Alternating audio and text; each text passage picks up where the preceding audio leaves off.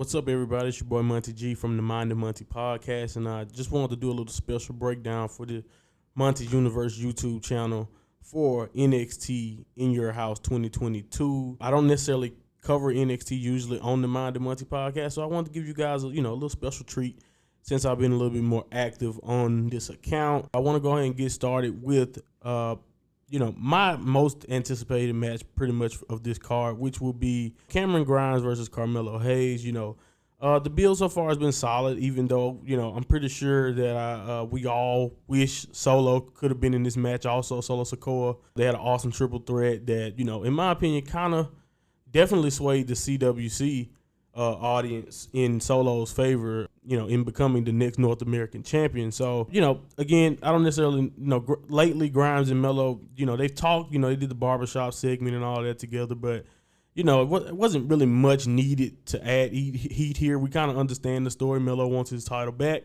and we know that Grimes is still a relatively new North American champion. But yeah, like I said, I think if they did that match again, if they were to add Solo here, they would have to, probably give Solo the win this time. So I'm taking Grimes over Hayes here though, because I do believe he does need, strong defense as North American champion, especially currently in his role as, I don't want to say he's fledgling, but he's definitely in the CWC kind of not, they've already starting to kind of blend Cameron Grimes out in a way, in my opinion. He was, when he was on the rise, the chase is often better than the reign after the chase for the championship. And I think you can kind of already kind of see WWE kind of, dropping the ball here a little bit, but not so much. The matches that he's been having have been great.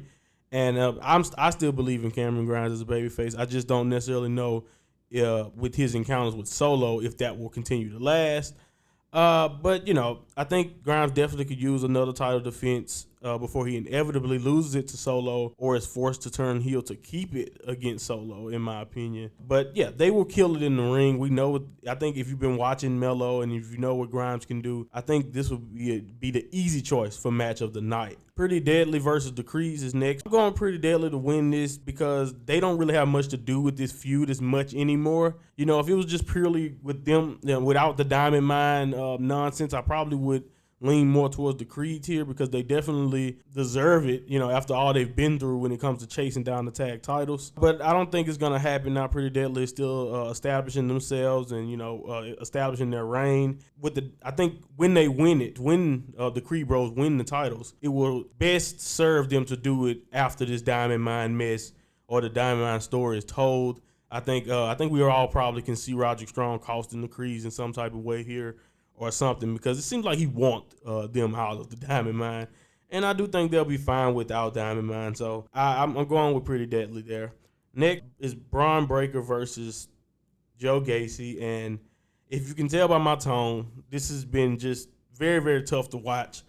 I don't even want to discuss the build, really. I just cannot believe after their first encounter, NXT thought we would want another 3 weeks of this. I understand trying to show Braun's weakness as being like maybe a psychological advantage that people could have over him, or, mostly Joe Gacy in this situation. But they execute this all wrong from the beginning, and the DQ stipulation does worry me, because, he could lose the title without ever actually especially without actually losing the match, and especially with the main roster possibly calling him.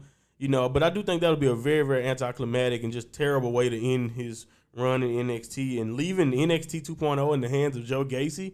I just do not believe that they're that far gone to think that that's the right move right now. I just don't think that's the case. I definitely could be wrong. I don't really care who Gacy's followers are. They won't really change my mind. Braun Breaker should walk out of here, still NXT champion.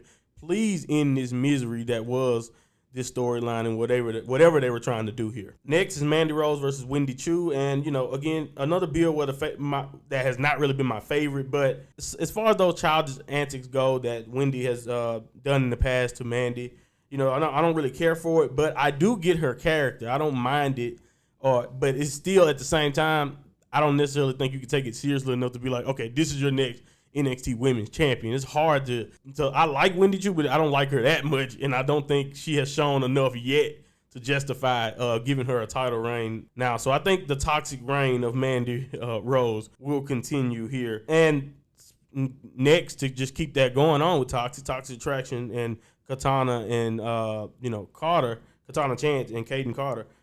This was tough, honestly, because I do believe Chance and Carter would be a good choice to dethrone Toxic Attraction, because I do think something needs to happen eventually, because Toxic Attraction has been pretty much the only attraction. Sorry for that, guys, but the only attraction for the women's division for a while. They've been the main focus for a long time, especially with all the people in and out of NXT at this point, like a revolving door, whether it's because of injuries or, whatever the situation is, of course, releasings and call-ups. So it's a lot of reasons why Toxic Attraction has been kind of unchallenged seriously for a little while here. But I don't think Wendy Chu is the one to dethrone Mandy Rose, and I do not think Katana and Carter here in their first premium event match and their first title shot. I don't think they're going to become tag champions. I think it's a little bit too soon. We will see. I could be wrong. I wouldn't mind it here. This is the one that I probably was the most unsure about going into predictions, but I'm going with Toxic Attraction to retain this time. And last but not least, Legato versus Tony D's family. This build has been something else to me. I commend the workers because they committed to these roles and they're acting really well, particularly Santos in my opinion. But, all of that tough talk just to lead them to end up joining forces is still kind of a weird conclusion. But I guess that's why it took so long for us to finally get a blow-off match, because they have been talking off and on for weeks, other than, of course, that, the little encounter a few weeks ago that I thought was okay. But I don't necessarily know how you predict this. It's kind of tough because I guess you can go either way. But I like Legato, but they have a history of losing in these situations. They despite great showings and great matches, they always usually end up losing. And I just don't see you booking Tony D as the Don, giving him what Tommaso Ciampa did for him on the way out, kind of giving him that rub. And then you have him lose here, and now he's a subsidiary under Legato, and it's just like, nah, I think I can see the opposite happening before I could see Legato taking over. Even though honestly, I don't necessarily want Legato to kind of get usurped into this, but this is where we are. This is where they've booked themselves. They're kind of in this corner to where we'll have to see what happens. But I just don't see, after, like I said, what Ciampa did for D'Angelo, especially with him being the younger guy here, it's hard for me to see him losing this situation and immediately just dismiss that Don stuff. He just literally coined that he was the Don of NXT, and now he's already lost his position over his own family, and he's under someone else now. Yeah, I'm going with Tony D, even if I'm not the most confident about it. I'm not at peak anticipation for this show, like I said, because 2.0 is mostly a mess. It's a few bright spots, but for the most part, it's a mess. But I am expecting a surprisingly strong show here because they usually deliver a decent to really good show for their takeovers, even if 2.0 is very, very inconsistent. So we will see what happens this time. This has been my picks for In Your House. Thank you guys for watching. And don't forget, please like this video, subscribe to Monty's Universe, listen to the podcast for more content like this. Adios.